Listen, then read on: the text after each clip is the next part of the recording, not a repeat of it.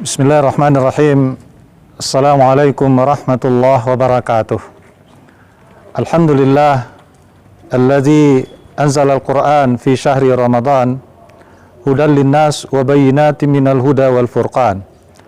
Ashhadu an la ilaha illallah wahdahu la syarikalah wa ashhadu anna Muhammadan abduhu wa rasuluh la nabiyya ba'da. Allahumma salli ala Muhammad wa ala ali Muhammad. Bapak Ibu jamaah, para pencinta Islam rahimakumullah.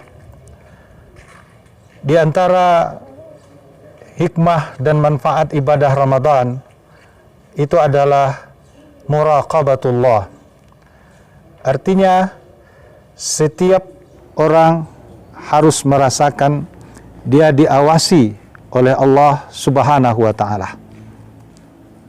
Coba kita lihat dari kenyataan yang ada ketika Bapak Ibu sedang berpuasa, kita tidak makan, kita tidak minum, walaupun kita sendirian. Lalu apa yang membuat kita mampu tidak makan dan tidak minum? Karena ini adalah kebutuhan kita, yaitu adanya rasa diawasi oleh Allah Subhanahu wa taala. Walaupun orang di sekitar kita tidak ada, tapi karena kita merasa diawasi oleh Allah, wa huwa ma'akum ainama kuntum, Allah itu selalu bersama kita ini dimanapun kita berada, maka kita patuh kepada aturan itu. Nah, inilah yang harusnya bisa berlaku di dalam kehidupan keseharian kita. Tidak hanya ibadah Ramadan, menahan makan dan minum selama Ramadan saja, tapi nanti hasil ini itu bisa menjadi sifat dan sikap kita di luar Ramadan dan dalam kehidupan keseharian. Mari kita lihat contoh. Suatu kali Umar bin Khattab, beliau berjalan memeriksa kondisi rakyatnya. Beliau berjalan secara inkognito, secara menyamar. Lalu di tengah perjalanan itu ketemu dengan seorang anak gembala. Anak gembala yang mengembalakan ternaknya yang dimiliki oleh induk semang atau tuannya. Hanya dia sebagai seorang anak gembala. Lalu Umar mendekati anak itu dan diuji oleh Umar bagaimana keberagamaan dan ketaatan anak ini. Lalu beliau coba tawar dan pancing anak ini. Nak, bi'ni syatan min hazihil ghanam.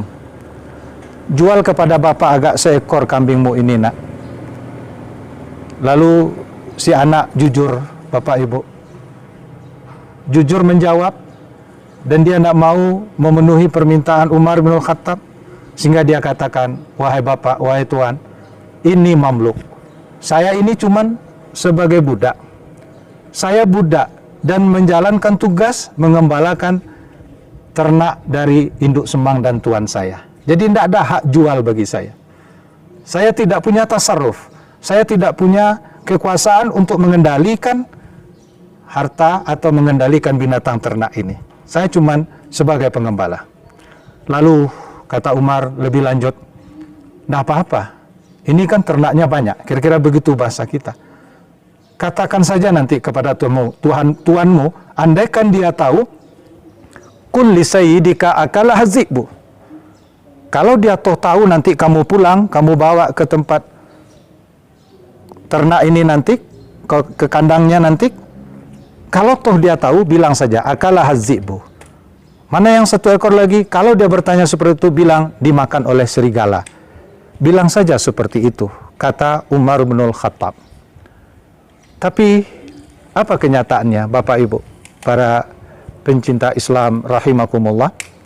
Si anak ini menatap mata Khalifah Umar bin Khattab.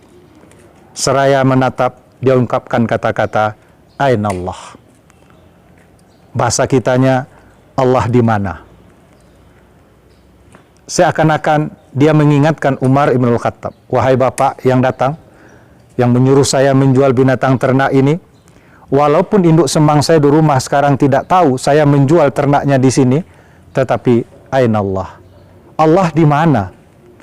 Allah yang selalu dalam kehidupan kita ini, di mana kita letakkan saat ini? Apakah kita sembunyikan Allah sekarang?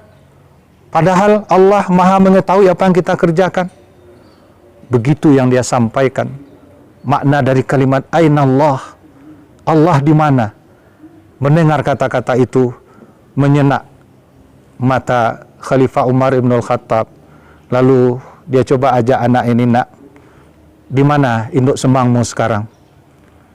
Di mana tempat tinggalnya? Ayo kita ke sana. Lalu anak ini karena lugu dan jujurnya, dia ikut. Dia antarkan Umar bin Khattab ke rumah induk semangnya. Lalu terjadilah dialog antara Umar dengan induk semangnya ini, yang intinya dia ingin memerdekakan budak ini. Dia beli kepada induk semang ini, berapa dijual budak ini, dia beli dan dia merdekakan.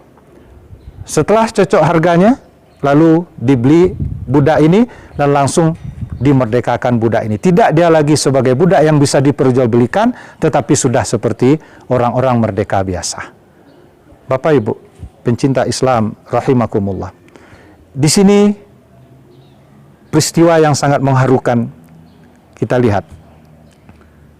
Begitu Umar ibn Khattab melihat kondisi umatnya, rakyatnya, dia sangat terharu. Walaupun dia seorang anak pengembala, tetapi keyakinannya kepada Allah Subhanahu wa taala itu sudah luar biasa. Inilah jadi contoh bagi kita dari peristiwa itu.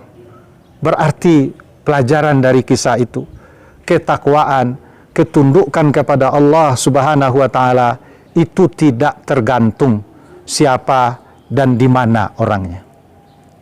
Dia itu cuma anak gembala.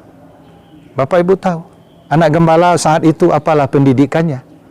Dia tidak tamat S1, tidak tamat S2, apalagi S3. Tetapi justru rasa keyakinannya kepada Allah, Allah selalu melihat perbuatannya, itu sudah membimbing dan menuntun kehidupannya. Dia tidak punya ilmu tinggi, dia tidak punya pengalaman banyak. Oh, jabatan apa yang dia punya? Jabatan, dia cuma budak, pengembala pula. Tetapi di sisi Allah, dia sangat tinggi, mulia di sisi Allah. Nah, disinilah yang perlu kita cermati, yang harus kita bawa dalam kehidupan keseharian kita. Di antara upaya bisa seperti itu dengan latihan Ramadan. Bapak Ibu, kita berpuasa, jangan hanya sekedar puasa ini saja, tapi kita rasakan, oh saya menahan ini, saya tahan ini bukan karena siapa-siapa, tapi saya selalu menghadirkan Allah di dalam kehidupan. Walaupun saya lapar jam 2, jam 3, sangat haus, tetapi Allah belum izinkan, makanya saya tahan. Kita tahan bersama-sama, walaupun kita sendirian, walaupun saya Bapak Ibu sendiri di rumah, tapi kita kan tidak batalkan puasa kita. Kenapa? Karena rasa Allah tadi hadir dalam kehidupan kita. Nah, inilah yang harus muncul di dalam kehidupan keseharian, tidak saja dalam soal makan dan minum selama Ramadan, tetapi nanti dalam perilaku keseharian di luar Ramadan. Ketika ada pancingan, ada peluang untuk berlaku curang, maka coba hadirkan Allah saat itu. Allah ada. Ketika kita akan mengambil hak orang lain, lalu kita hadirkan Allah, maka ini bisa jadi rem dan bisa akan menghambat kita untuk tidak jadi mengambil milik orang lain itu. Ketika kita akan menulis sesuatu yang memang tidak menurut yang sebenarnya, kita akan berbohong dengan perbuatan menulis. Kita belanja, tetapi kita ingkari berapa biaya belanja itu.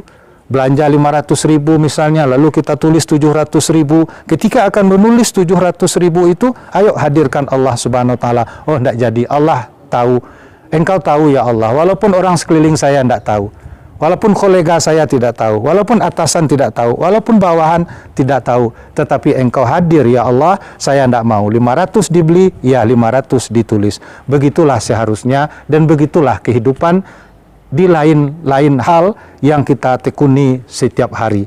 Hadirkanlah Allah selalu, karena ini di antara dampak dan buah dari ibadah Ramadan. Semua kita bisa. Anak gembala bisa. Apalagi Bapak Ibu kita-kita yang punya ilmu yang banyak, sudahlah ilmu banyak, jabatan juga banyak, kenapa sampai kalah dengan anak gembala ini? camkalah, mudah-mudahan Allah beri kekuatan kepada kita dan ibadah Ramadan kita berhasil dan sukses sehingga mengantarkan orang-orang yang seperti anak gembala ini keyakinannya dalam hidup keseharian. Fa'tabiru ya ulil absar la'allakum turhamun. Assalamualaikum warahmatullahi wabarakatuh.